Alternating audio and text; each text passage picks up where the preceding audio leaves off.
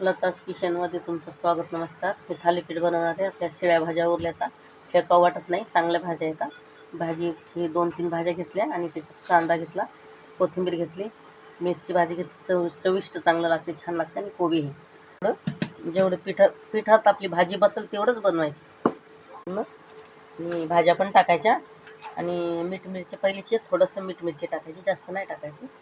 आपल्याला थालीपीठ बनवायचं आणि भाज्या टाकून पीठ मळून आपलं थालीपीठ बनायचं ताव्यावर. थोडंफार पीठ मळून झालं, चांगलं छान मळायचं आणि थालीपीठ बनवायचं. त्याला तेल लावायचं आणि त्याच्यावर थापायचं थालीपीठ. असं थापून घ्यायचं.